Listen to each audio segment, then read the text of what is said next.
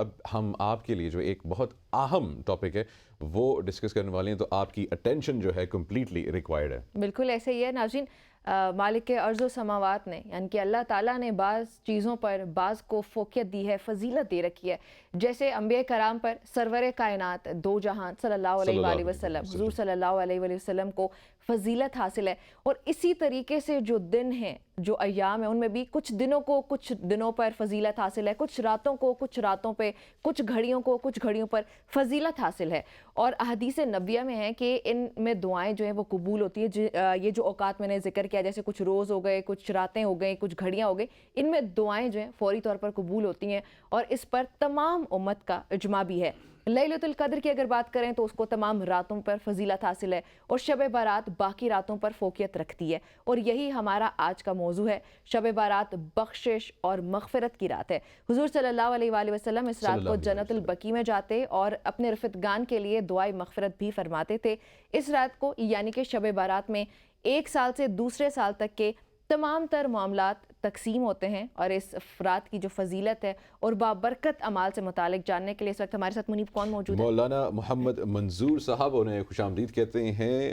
مولانا صاحب السلام بڑا اچھا علیکم، ٹاپک گڈ ہے، بڑا مارننگ۔ امپورٹنٹ بھی ہے۔ وعلیکم السلام ورحمۃ اللہ وبرکاتہ۔ جی اچھا مولانا صاحب، سب سے پہلے تو میں ایک جو سوال کرنا چاہوں گا نا اس کی ایگزسٹنس کے بارے میں، کیونکہ ہم لوگ اس پہ بہت سارے ڈیبیٹس دیکھتے ہیں۔ کچھ لوگ جو ہیں وہ اس کی ایگزسٹنس کو ایکسیپٹ کرتے ہیں، کچھ اس کی ایگزسٹنس کو نگلیکٹ کرتے ہیں، تو اس پہ تھوڑا سی جو ہے میں چاہوں گا سب سے پہلے روشنی ڈالیں، پھر ہم اس پہ ڈیٹیل میں جائیں گے۔ بسم اللہ الرحمن الرحیم۔ حامیم والکتاب المبین، انا انزلناہ فی لیلۃ مبارکہ انا کنا منذرین فیہا یفرق کل امر حکیم، صدق اللہ العظیم۔ سب سے پہلے آپ کی پوری ٹیم کا بہت شکریہ، آپ نے مجھے بہت اہم موضوع پر ایک لب کشائی کا موقع دیا۔ یہ جو موضوع ہے شب بارات کا، یہ جو آیت کریمہ میں نے آپ کے سامنے پڑھی، تو بہت سارے حضرات کی یہ رائے ہے، کچھ کی شب قدر کے بارے میں، لیکن بہت سارے حضرات کی یہ رائے ہے کہ یہ جو آیت کریمہ ہے یہ شب بارات کے متعلق ہیں۔ اسی طرح اگر ہم حدیث کا سہارا لیں تو یہ بہت ہی اہم موضوع ہے، اور یہ دن بھی قریب ہیں، آپ نے بڑے اچھے موضوع کا انتخاب کیا۔ تو تقریباً 10 سے زیادہ صحابہ کرام رضوان اللہ علیہم اجمعین سے احادیث مروی ہیں۔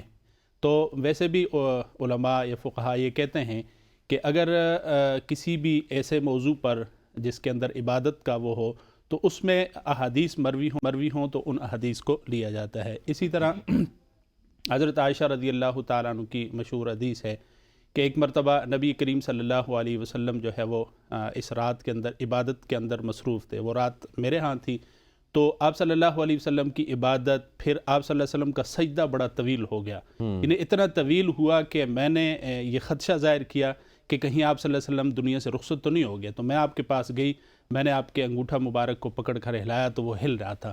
تو پھر اس کے بعد یعنی آپ صلی اللہ علیہ وسلم نے مجھ سے یہ فرمایا کہ عائشہ تو کیا سمجھ رہی تھی، کیا میں تیری حق تلفی کروں گا؟ پھر فرمایا کہ کیا تمہیں پتہ نہیں کہ آج کی یہ کون سی رات ہے؟ پھر اس رات کی فضیلت آپ صلی اللہ علیہ وسلم نے بیان کی۔ اسی طرح مختلف روایت کے اندر اس رات کی بڑی فضیلت آئی ہے۔ رائٹ۔ اچھا مولانا صاحب، اب فضیلت کے بارے میں چاہوں گا کہ بتائیں کہ اس کی کتنی فضیلت ہے، قرآن و حدیث کی روشنی میں مزید کیسے جو ہے اس میں عبادات کرنی چاہیے؟ ویسے تو ایک حدیث مبارکہ ہے کہ حضرت ام سلمہ رضی اللہ تعالیٰ عنہ سے بھی ہے، اور شعبان کے متعلق بھی، اور حضرت انس رضی اللہ تعالیٰ عنہ سے بھی۔ حضرت ام سلمہ رضی اللہ تعالیٰ عنہ فرماتی ہیں کہ میں نے نبی کریم صلی اللہ علیہ وسلم کو نہیں دیکھا سوائے شعبان اور رمضان کے کہ آپ مسلسل روزے رکھتے ہوں۔ اسی طرح حضرت انس رضی اللہ تعالیٰ عنہ کی روایت ہے، فرماتے ہیں کہ نبی کریم صلی اللہ علیہ وسلم مسلسل شعبان کے اندر روزہ رکھا کرتے تھے۔ اسی طرح حضرت عائشہ رضی اللہ تعالیٰ عنہ سے بھی ہے، اب فرماتی ہیں کہ نبی کریم صلی اللہ علیہ وسلم نے شب بارات کا روزہ رکھا، اور فرمایا کہ جیسے آپ نے پہلے فرمایا تھا کہ اعمال پیش کیے جاتے ہیں، پورے سال کا حساب کتاب ہوتا ہے۔ فرمایا کہ عائشہ اس رات میں جس بندے نے اس دنیا سے جانا ہوتا ہے، یعنی جس کی موت لکھی ہوتی ہے تو وہ بھی لکھ دیا جاتا ہے۔ تو فرمایا کہ میں چاہتا ہوں کہ میں اس میں روزہ رکھوں، اگر میری موت لکھ دی جائے تو میں روزے کی حالت میں ہوں۔ اور اسی طرح فرمایا کہ شب بارات کے متعلق ایک حدیث کے اندر آپ صلی اللہ علیہ وسلم نے فرمایا کہ اس رات لوگوں کی اتنی بخشش ہوتی ہے کہ جیسے بنو کلب ایک قبیلہ تھا عرب کے اندر، ان کی بکریاں تھیں، یعنی بکریوں کے حساب سے وہ بہت زیادہ مشہور تھا. فرمایا کہ ان کی بکریاں نہیں، ان کی بکریوں کے بالوں کی بقدر لوگوں کی بخشش کی جاتی ہے. اور اسی طرح ایک مشہور حدیث ہے، نبی کریم صلی اللہ علیہ وسلم فرماتے ہیں کہ اس رات میں جبرائیل امین میرے پاس آئے، فرمایا کہ محمد صلی اللہ علیہ وسلم ارفع راسک، یعنی اپنا سر مبارک اٹھائیں.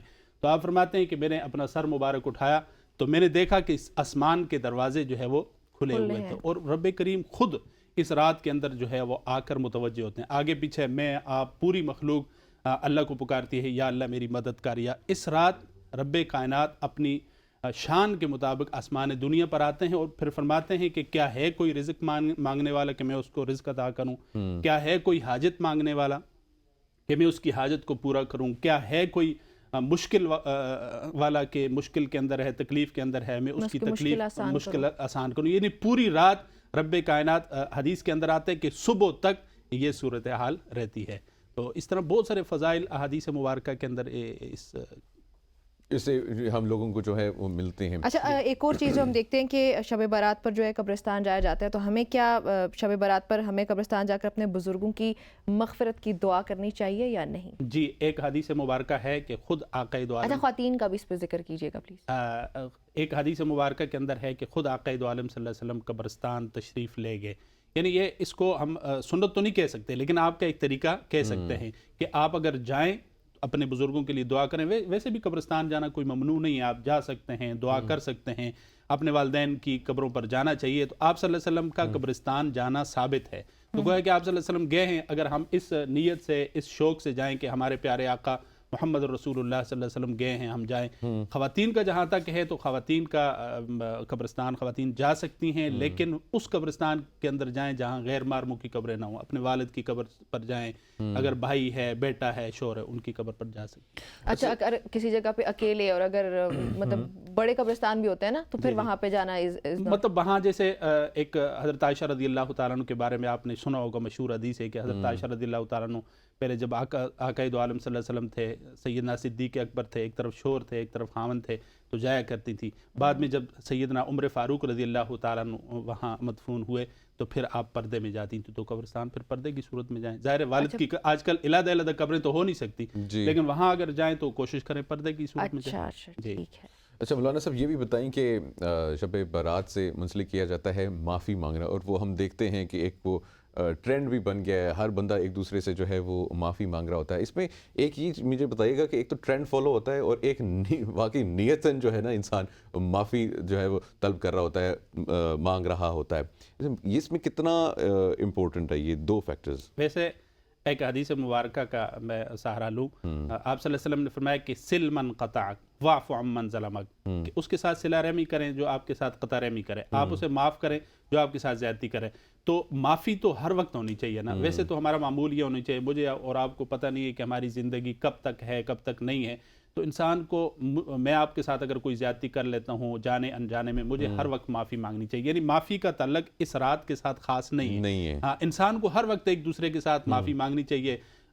وہ ایک حدیث مبارکہ ہے، آپ صلی اللہ علیہ وسلم نے فرمایا کہ لیس الشدید بالسرعہ انما الشدید الذی یملک نفسہ عند الغضب، کہ پہلوان وہ نہیں ہے جو غصے میں دوسرے کو بچھاڑے، پہلوان وہ ہے جو غصے کے وقت اپنے آپ کو قابو کرے. ہمارے معاشرے کے اندر اس وقت بگاڑ یہ ہے کہ ہر آدمی جو ہے وہ دوسرے کے ساتھ زیادتی، دوسرے کے ساتھ ظلم کرتا ہے. تو کہیں بھی آپ سے جانے انجانے میں ہو جائے تو معافی مانگنی چاہیے. اس رات کے اندر بھی معافی اگر پہلے نہیں مانگ سکی، ایک رسمی معافی نہیں، جیسے آپ نے کہا نا سوشل میڈیا پہ آپ نے ایک شیئر کی، میں نے آگے شیئر کر دی، آپ میرے بھائی ہیں، آپ میرے رشتہ دار ہیں، آپ میرے عزیز ہیں، آپ سے نہیں مانگ رہا، سوشل میڈیا پر مانگ رہا ہوں. آپ بھی وہ میسج لکھتے ہیں ایک اور وہ 5000 بندے کو بھیج دیتے ہیں سب کو. مطلب یہ نہیں ہے، یہ ایک اس کو ہم کہہ لیں کہ یہ ایک سوشل میڈیا کی رسمی معافی ہے. اس کا یہ ہے کہ میں نے آپ کے ساتھ زیادتی کی، آپ میرے بھائی ہیں، آپ میرے رشتہ دار ہیں، میں آپ کو کال کروں گا بھائی مجھ سے آپ زیادتی ہوئی ہے، حق تلفی ہوئی ہے، تو آپ مجھے جو ہے وہ معاف کر دیں. اور ویسے بھی ایک حدیث مبارکہ اس رات کے حوالے سے بھی ہے. آپ صلی اللہ علیہ وسلم نے فرمایا کہ اس رات سب لوگوں کی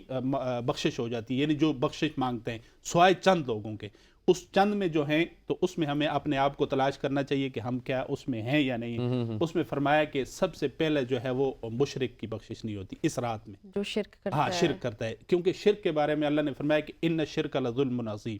ٹھیک ہے، شرک سب سے بڑا ظلم ہے. بالکل. ٹھیک ہے، اس کے بعد جو ہے وہ اس کی معافی نہیں ہوتی کہ جو والدین کا نافرمان ہو. والدین کا بھی اللہ تعالیٰ نے قرآن مجید کے اندر اپنے حق کے بعد والدین کا حق ذکر کیا ہے. یہاں تک فرمایا کہ وَلَا تَقُلْ لَهُمَا اُفٍّ وَلَا تَنْهَرْهُمَا. ان کے سامنے اف یعنی اف میں اور آپ یہ سمجھیں کہ اف لغت کا سب سے کمزور لفظ ہے. یعنی یہ لفظ بھی اللہ نے کہنا والدین کے لیے گوارا نہیں کیا.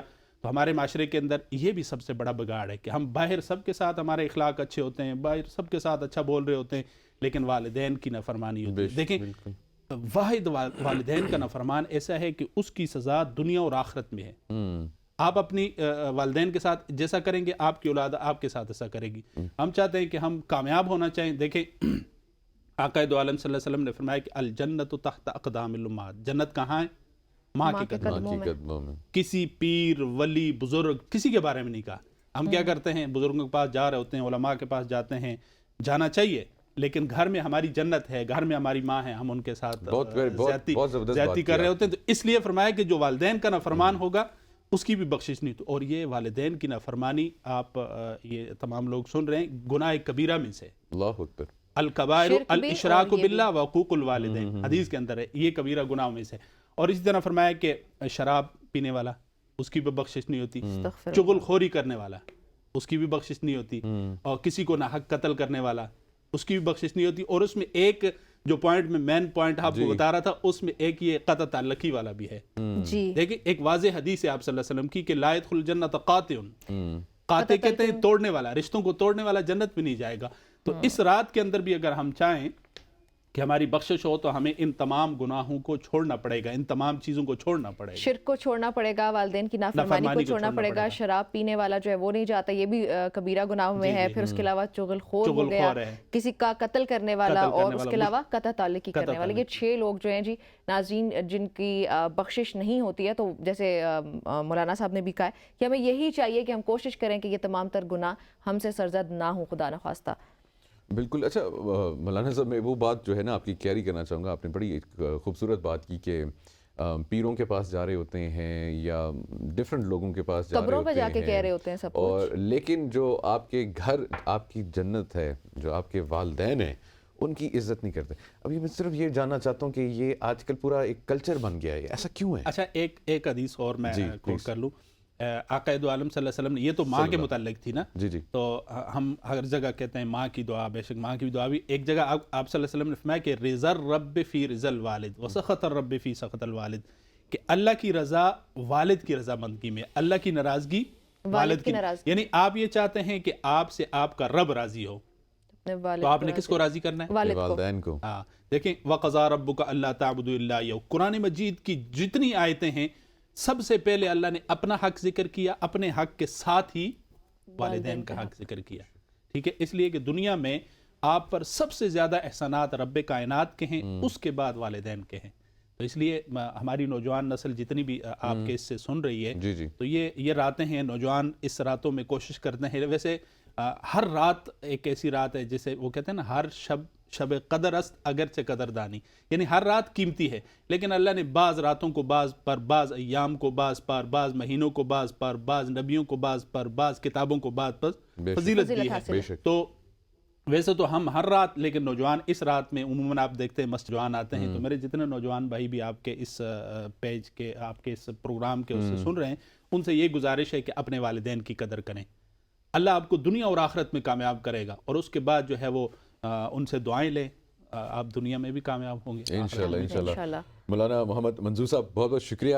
آپ کیا گفتگو سن کے یقین کریں انسان جو ہے وہ ہل جاتا ہے، تر و تازہ ہو جاتا ہے، ایک طرح سے تازہ بھی ہو جاتا ہے، ایمان بھی تازہ ہو جاتا ہے، اور انسان کو یہ احساس بھی ہوتا ہے کہ وہ کہاں پہ کھڑا ہے. تو I'm sure آپ لوگوں کو بھی اندازہ ہوا ہوگا. اور ہم الٹیمیٹلی جو بات ہے کہ ہم نے اپنے خدا کو جو ہے فیس کرنا ہے، اپنی قبر میں اترنا ہے، اور وہی اصل زندگی ہے. تو ہمیں اپنی زندگی گزارنے کے طریقوں پہ جو ہے لازمی سوچنا چاہیے.